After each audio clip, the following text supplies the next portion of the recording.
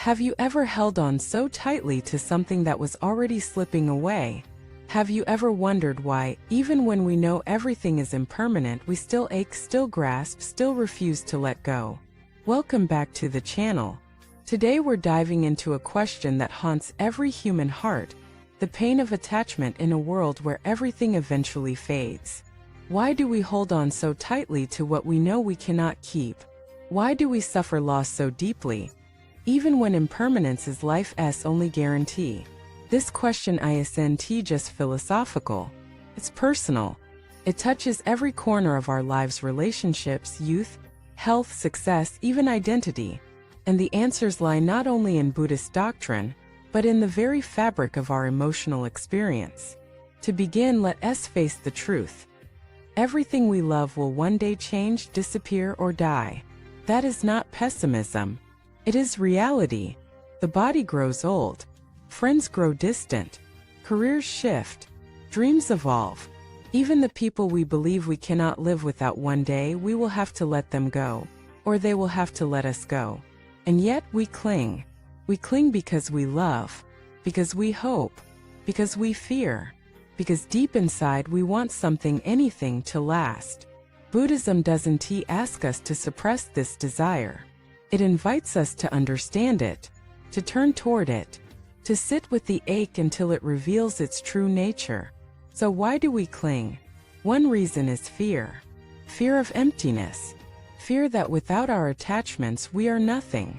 But the Buddha taught that our true nature is not emptiness in the sense of lack, but emptiness in the sense of boundlessness.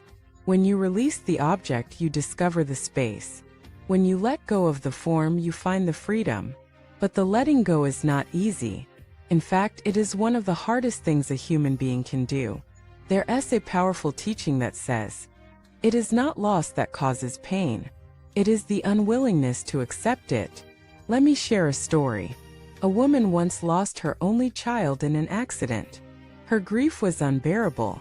In desperation, she went to a monk and asked him to bring her child back. The monk said, "I will help you, but first, you must bring me a mustard seed from a house that has not known sorrow." She went from house to house. Each family shared their stories of death, illness, betrayal, loss. Eventually, she returned to the monk, empty-handed but awakened. She realized that her sorrow, though deep, was not unique. It was human. It was shared. That realization didn't erase her pain, but it transformed her isolation into compassion. She became a nun. She spent the rest of her life helping others carry their grief. That is the power of understanding impermanence, not to numb, but to awaken. When we cling, we are trying to stop time. But time moves. Seasons change. Children grow. Faces wrinkle. Flowers bloom and wither. Trying to stop this is like trying to hold a river in your hands. So what can we do instead? We can love fully, knowing it won't last. We can appreciate deeply, knowing it will change. We can be present, not in spite of impermanence, but because of it. Think of the cherry blossom, one of the most celebrated symbols of impermanence. It blooms for just a few days, but its short life is what makes it beautiful. If it bloomed forever, we would cease to notice it. Our lives are the same. The beauty is not in permanence, but in presence. There is another reason we cling: identity.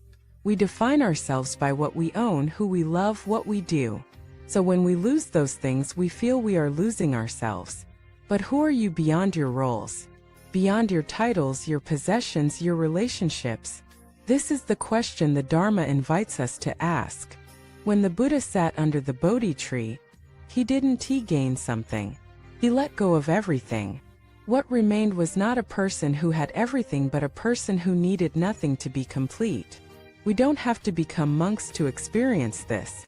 We simply need to pause, to reflect, to ask ourselves, what am I clinging to right now? What am I afraid to lose? And who would I be if I could let go? The answers will not always come easily, but in the asking we begin to loosen the grip. And when we loosen the grip, we begin to breathe again. Let me share another story. A man had been very wealthy. He lost everything in a financial collapse. His properties, his reputation, his lifestyle gone. He spiraled into depression. He thought about ending his life. But one day, while walking through a park, he saw a child laughing, chasing a butterfly. That simple moment pierced his despair. He sat on a bench and began to cry, not from pain, but from clarity. He realized he had spent his life clinging to things that could never last. But the laughter of that child, that moment, was real. He had missed so many of those moments. He rebuilt his life, not with wealth but with presence. He volunteered. He meditated. He learned to live not by owning but by being. His story teaches us that loss is not the end. Sometimes it is the beginning. So where does this leave us? It leaves us with a choice. We can keep clinging and suffer each time the world changes. Or we can begin to let go, not of love, but of illusion. Not of care, but of control. Not of connection, but of expectation. We can grieve with open hearts. We can love without chains. We can dance with the flow of time rather than fight it. And in doing so, we don't lose everything. We gain freedom. We gain peace. We gain the ability to truly live. Thank you for watching this video. I hope today's reflection helped you loosen your grip on whatever pain you've been carrying. If this message spoke to your heart, leave a comment and let us know what have you learned about impermanence.